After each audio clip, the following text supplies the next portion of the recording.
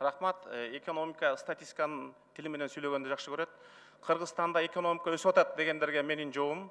Усубалиевдин 4 томдук китеби бар. Ошону карап койсоңуздар, 15 союздук республикада Кыргызстан кээ бир позицияларда 2-3 орунда, негизинен 9-11 орунда келген.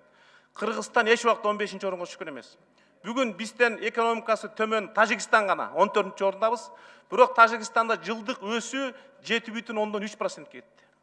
Бизден кичинекей Молдовия былтыр 4 миллион элге 4 миллиард инвестиция алып келишти.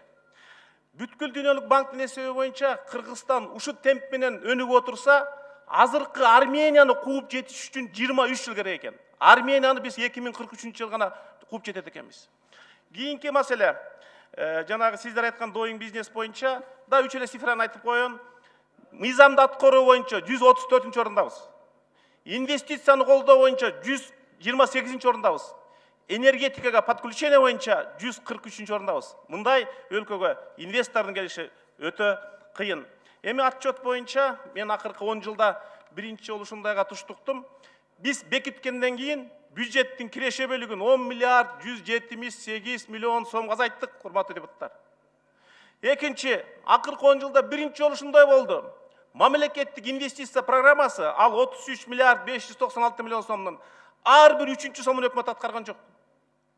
Үчүнчү, контрабанда боюнча 7 миллиард бул ГСМден эле, алкоголдук ичимдиктен 5 миллиард, 12 миллиард сом биз контрабандадан жоготуп атабыз.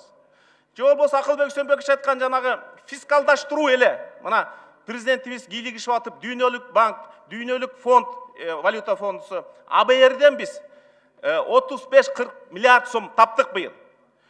Бирок алардан сурабай эле биз эгерде фискалдаштыруу программасын киргизсек, 6 айда 30 миллиард сом таппакпыз. Мына өкмөттүн реформага барбаганына да бир далили. Коррупциянын эле бир мисалын айтайын. Мамлекет мурунку депутат Нариман Төлөевдин дүкөнүн менчиктештирип алды. Сиздердин бул отчетто жүрөт 20 миллион сом түштү 19-жылы деп. Мен Нариман Төлөевге чалсам, аренда төмөн кесте 13-жылы дейт. Мен 80 миллион сом алчымын дейт. 60 миллионду 5-ке көбөйткүлө, бир дүкөндөн 300 миллион сом коррупция кетип атат. Урматтуу өкмөт, урматтуу депутаттар. Анан кантип коррупция жок деп айтабыз? Эң өкүнүчтүүсү, урматтуу премьер-министр, Кумтөр боюнча айттык. Биз азыр СССРдин алкагында алтын чыгаруу боюнча 3-чү орунда турабыз. Россия, Өзбекстан, Кыргызстан. Алтын чыгаруу боюнча 3-чү орунда туруп, ички дүң продукциянын өсүшү боюнча 14-чү орунда турабыз. Сүйүнүп атабыз, былтыр Кумтөр 2 миллион доллар дивиденд берди деп. Ал 32 килограмм алтындын акчасы. 26 тонна алтын алдык. Мурунку алтын эсептебегенде 7 тонна алтындын баасы бул 364 миллион доллар. Ал статистиканы көбөйткөн менен биздин элдин чөнтөгүндөгү акчаны көбөйткөн жок да. Сиздер айтабыздар 4,5% өстү деп. Ушул жакта экономисттер билет болуш керек. Бишкек-Ош жолунун салынышы жыл сайын 3% рост берет. Кумтөр 3% рост берет.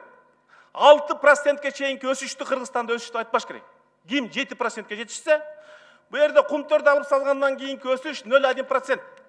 Бул ар бир кыргызстандыктын чөнтөгүнө 80 сом эле кошулду деген сөз. Ошол бир жылдык кирешең 80 сомго өссө ошол өсүшпү?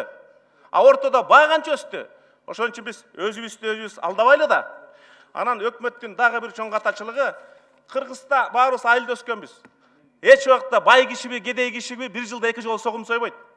Биз өкмөт былтыр 3 акчаны 2020-жылы кетире турганды 19-жылы жеп алдык. Кайсы акча? Кумтөргө келген рекультивацияга келген 50 миллион долларды. Быйыл коросток болбойт беле. Азия өнүктүрүү баарынан келе турган 30 миллион доллар жыл сайын келчү эле, былтыр 60-ты жеп алдык. 30-ты быйыл кризис жылы колдонсок болбойт беле.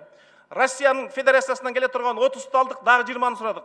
Ошентип, урматтуу депутаттар, биз 100 миллион долларды, башкача айтканда 77 миллиард сомду быйылкы жылдын эсебинен биз былтыр жеп алдык. Сарамжал өкмөт эч убакта буга барбайт. Анан эң өкүнүчтүүсү, кыргыз эли биздин элибиз кайсы күнөөсү үчүн Белорустарга караганда газды 5 эсе кымбат төлөйбүз. Кедей элке болуп туруп, бир евразиялык алкактабыз. Кыргыз эли кайсы күнөөсү үчүн Тажикстанга караганда газ үчүн 1,5 эсе кымбат төлөйт. Бул өкмөттүн жетиштүү иш алып бара албагандыгы, урматтуу депутаттар. Анан өкмөт 2 демилге менен чыккан КТ Мобайл жана Кыргыз турист. Бирок өкмөттөн кирешап келген жок да. Экөө биригип 400 миллион сом. 400 миллион сомго биз 35 баллиста. 2 секунд. Негизинде мен канаттандырырлык деп баа берсем, мен кыргыз элин өзүмдү өкмөттү алдап койгон болот элем да.